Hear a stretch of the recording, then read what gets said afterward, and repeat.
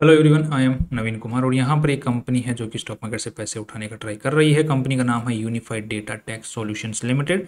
22 से 26 मई के बीच में इसका आईपीओ खुलने की उम्मीद है, मतलब खुलने वाला है। 273 का कट ऑफ प्राइस सेट किया, 400 का लॉट साइज है। तो आपको यहाँ पर 1 लाख कितने 1,09,200 रुपये की जरूरत पड़ने वाली है।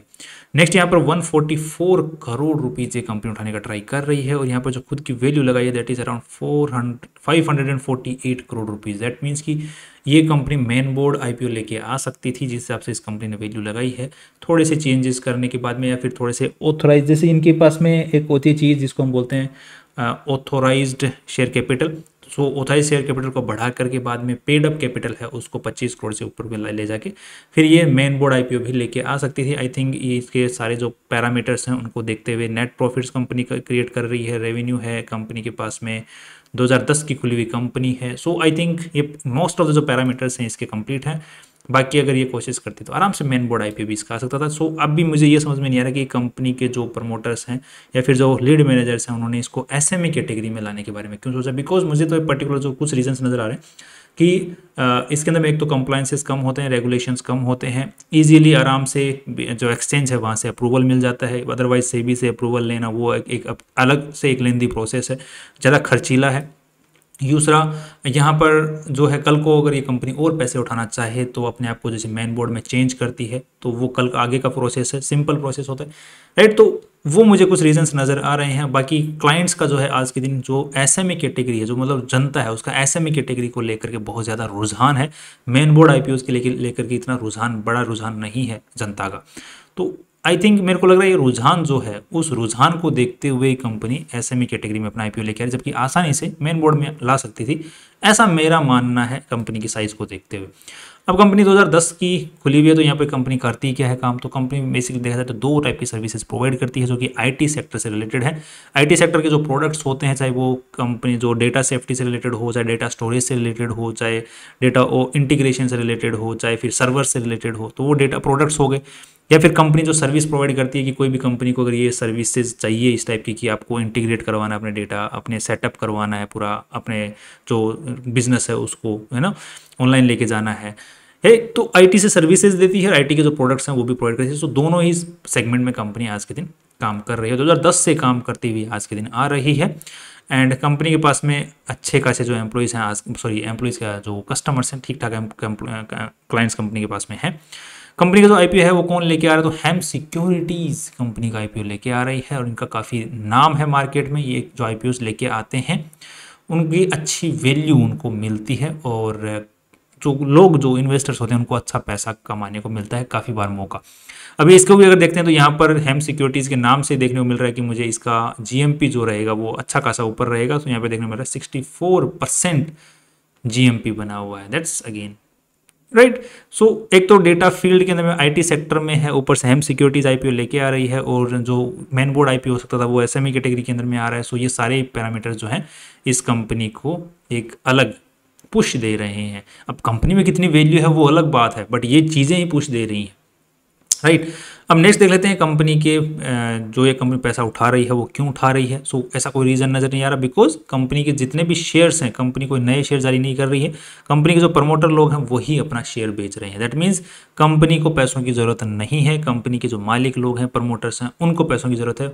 वो अपना शेयर जो है वो जनता पर डाल रहे हैं, गिरा रहे हैं, थोप रहे हैं कि अब हमें भाई कुछ पैसा कमाने दो, हमको काफ़ी दिन हो गए कंपनी खोले हुए, अब तुम जानो तुम्हारा काम जाए। तो अच्छी वैल्यूएशन के ऊपर में जो प्रमोटर्स हैं अपना स्टेक खाली करें। तो 86% मालिकाना हक था उनके पास में आईपीओ से पहले, आईपीओ के बाद में 60% ही रह जाने वाला है एसएमई कैटेगरी के हिसाब से।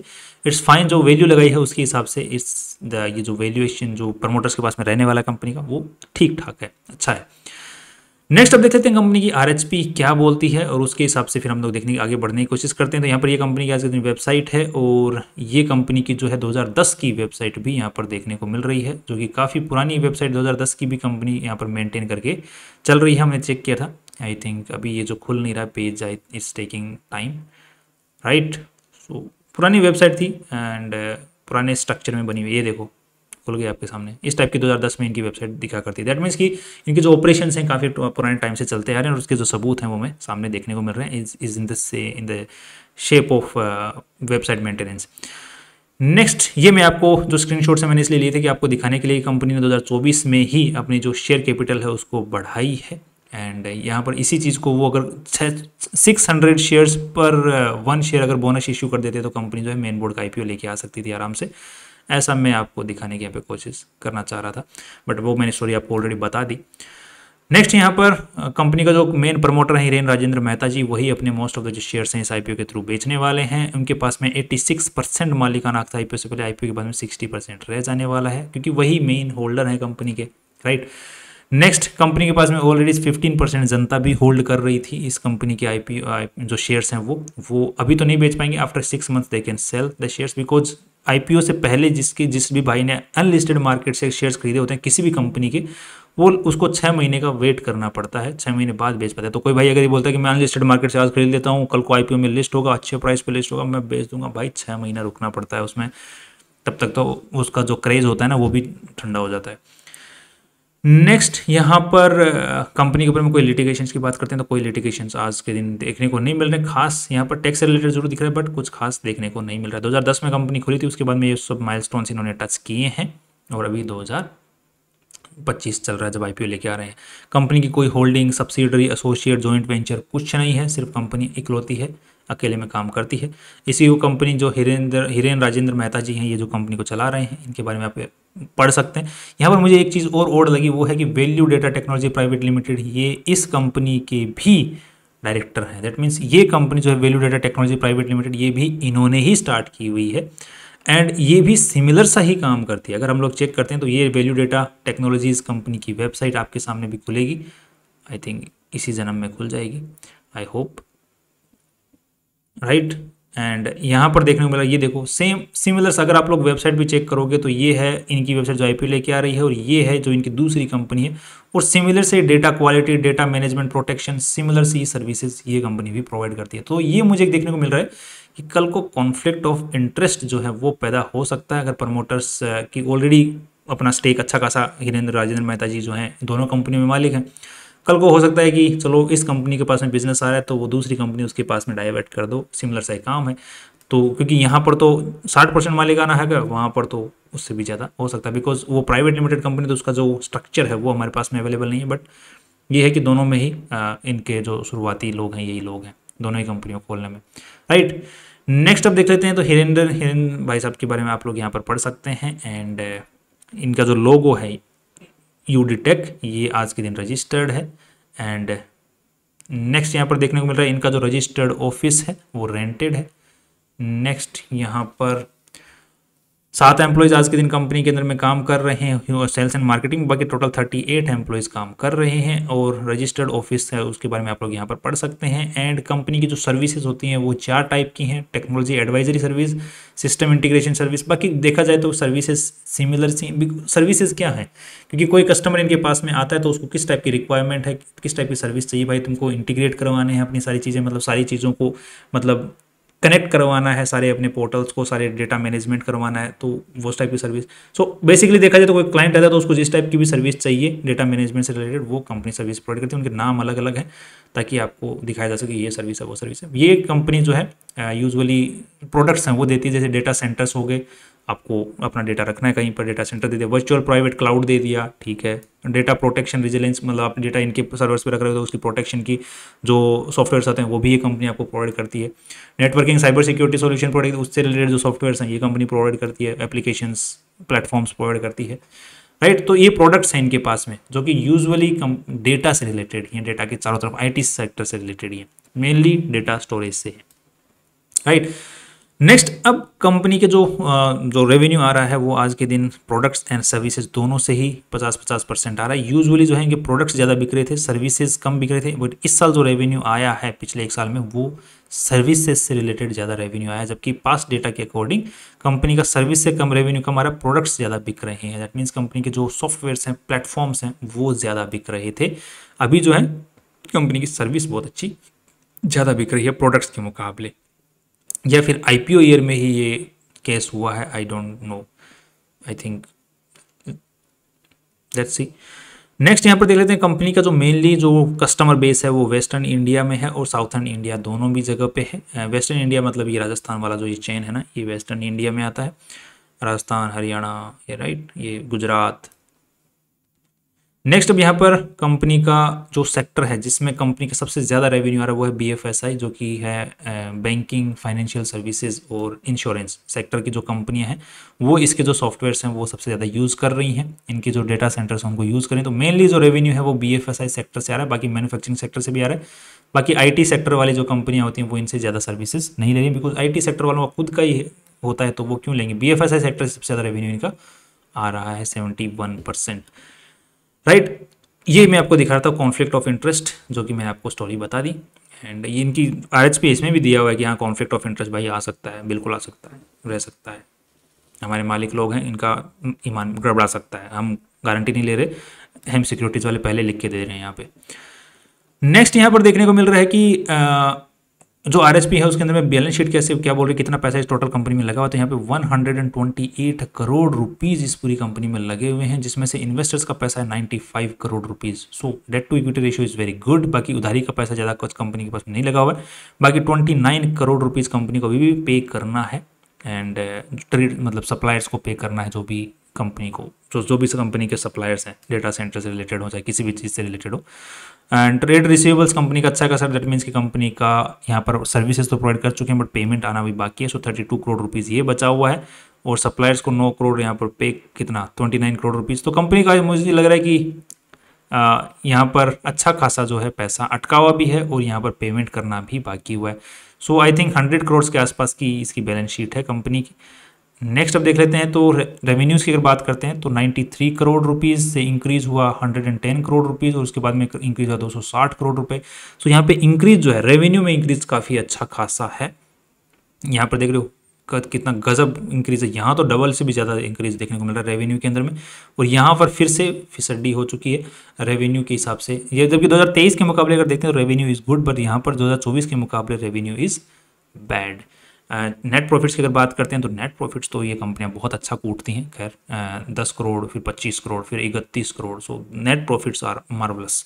एंड इसी बात को अगर चेक करते हैं हम लोग कैश फ्लो के अंदर में, तो कैश फ्लो के अंदर हिसाब से भी इसके अच्छे कैश फ्लो बने हुए हैं, 21 करोड़ का operating cash flow. That means company is in the cash flow segment अच्छा है। And not, I can not से कि 21 करोड़ पॉजिटिव सेंस में अच्छा है, बिकॉज यहाँ पर ट्रेड्स पेएबल बचे हुए हैं और 24 करोड़ रुपए का ये पैसा आना बाकी बचा हुआ है। सो अगर इसको पे कर देंगे तो उसके बाद में हम लोग जो कैश फ्लो है वो वैसे देखा जाए तो ठीक ठाक कैश फ्लो हम इसको मान के चल सकते हैं, नॉट दैट ग्रेट, बिकॉज यहाँ पर ट्रेड्स पेएबल जो नहीं हो रहे हैं उनके हिसाब से कंपनी के कैश फ्लो पास में भी अच्छे रह रखे हैं, और अभी भी ट्रेड्स पेएबल नहीं हुए हैं, मतलब जो सप्लायर्स उनको पेमेंट नहीं किया, जिसकी वजह से कैश फ्लो पॉजिटिव है।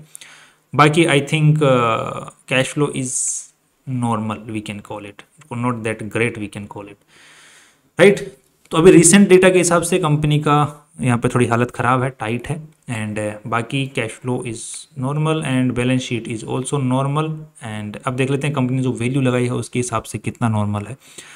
तो यहाँ पर इस साल हम लोग मान के चल सकते हैं 31 करोड़ का पिछले 11 महीनों में कंपनी ने कमाई की है। तो इस साल हम लोग मान के चलते हैं लगभग ये 32-33, हम लोग मान के चलते 33 करोड़ का कंपनी नेट प्रॉफिट इस साल जनरेट कर लेगी। बट आई थिंक मुझे समझ में नहीं आ रहा है कि कॉस्ट ऑफ गुड्स, मतलब पास्ट का जो ट्रैक रिकॉर्ड है उसके हिसाब से कंपनी के नेट प्रॉफिट्स कुछ ज़्यादा ही हो गए हैं यहाँ पर, जबकि रेवेन्यू कम हो गया बट नेट प्रॉफिट्स बहुत अच्छे खासे बढ़ गए हैं। बिकॉज कंपनी ने ये भी बोला है कि हमारे जो प्रोडक्ट्स हैं वो कम बिके हैं बल्कि सर्विसेज ज़्यादा बिकी हैं। तो सर्विसेज के अंदर में कंपनी का खर्चा कम होता है बिकॉज एम्प्लॉय कॉस्ट ही ज़्यादा होती है। तो यहाँ पर देखने को मिल रहा है एम्प्लॉय बेनिफिट एक्सपेंसेस भी खास नहीं है। सो सर्विस दी किसने, राइट, सर्विसेज कौन देते हैं, एम्प्लॉयज़ ही देते हैं। तो एम्प्लॉयज़ तो यहाँ पर मेरे को तो कुछ खास देखने को नहीं मिला, एम्प्लॉय बेनिफिट एक्सपेंसेस बहुत कम देखने को मिला। तो ये नेट प्रॉफिट्स आए कहाँ से, तो यहाँ पर मुझे थोड़ा सा झोल नज़र आ रहा है कि ये नेट प्रॉफिट्स कैसे बढ़ गए इतने ज़्यादा। तो आई थिंक ये this is the impact of IPO year. IPO years के अंदर में यूजुअली अकाउंट्स में कुछ भी हो सकता है। एंड यहाँ पर चलो तो हम इस चीज़ को थोड़ा सा गायब कर देते हैं और हम पिछले साल के डेटा के हिसाब से, नेट प्रॉफिट्स के हिसाब से ही इस साल का हम लोग P और PB रेशियो निकाल के कंपेयर करने की कोशिश करेंगे। सो 25 करोड़ के साथ में कर लेते हैं, 25 करोड़, और वैल्यू इन्होंने जो लगाई है वो है 548 करोड़ रुपीज़। सो इस हिसाब से देखा जाए तो 20 एंड 22 का पी रेशियो निकल के आ रहा है। 22 के पी रेशियो को अगर हम लोग कंपेयर करके देखते हैं इसके साथ में, तो इसका है 21, इसका है 29, इसका है 45, और चलो ठीक है, मतलब ये जो नाम मैं आपको कंपेयर करके बता रहा हूँ सिल्वर टच टेक्नोलॉजी, इनके जो नाम है अपने पीयर ग्रुप के अंदर में इन्हीं की आरएचपी में दिए हुए हैं, हमने अपनी तरफ से चूज़ नहीं किए हैं। एंड ये भी सिमिलर सा ही काम करती हैं जैसे कि हम लोग यहाँ पर इनके उसमें देख पा रहे हैं, राइट।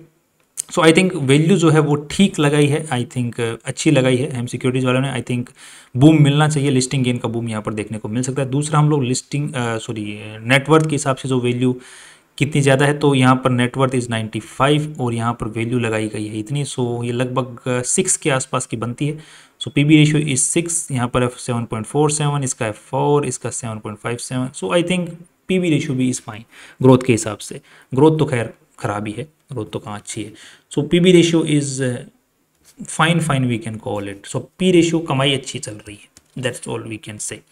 सो नेगेटिव पॉइंट्स भी काफ़ी ठीक ठाक हैं और पॉजिटिव पॉइंट्स भी ठीक ठाक है। सो आई थिंक लिस्टिंग गेन इसको मिलना चाहिए बिकॉज और यहाँ पर जो, क्योंकि हमने शुरुआत में बात किया था कि बिजनेस के अंदर में भी थोड़ा बहुत पावर है एंड साथ में जो दूसरे एसोसिएटेड पार्टीज़ हैं वो भी थोड़ा सा पावर रखती हैं, तो लिस्टिंग गेन की मुझे उम्मीद है और उस लिस्टिंग गेन के बाद में भी थोड़ा बहुत भागने की उम्मीद मुझे यहाँ पर नज़र आ रही है। सो आई थिंक अगर नीचे जाना चालू करता है after the listing, I think exit ले लेना ज़्यादा बेटर ऑप्शन रहेगा लॉन्ग टर्म के हिसाब से। आई कैन नॉट से कि it can be a great deal because अभी क्या डेटा सेंटर्स का पहले जितना दबदबा था, अभी ये जो एआई के नए जो मॉडल्स आ रहे हैं डीप सीक के बाद में, इनका इतना दबदबा रहा नहीं है बिकॉज अभी एआई के जो नए मॉडल्स आ रहे हैं वो कम डेटा, जो कम पावर कम डेटा के साथ में भी चल सकते हैं, जिसकी वजह से इनका दबदबा कम हो गया। तो लॉन्ग टर्म के बारे में मैं नहीं बोलूँगा, but short term and listing gain के हिसाब से I think they can be we can see profits over here, right. बाकी आपको भी डिसीजन पॉइंट फाइनल अपने फाइनेंशियल एडवाइजर से पूछ के और रिसर्च करने के बाद में ही बनाए। That's all, this was just a limited review about this company. Finally see you tomorrow.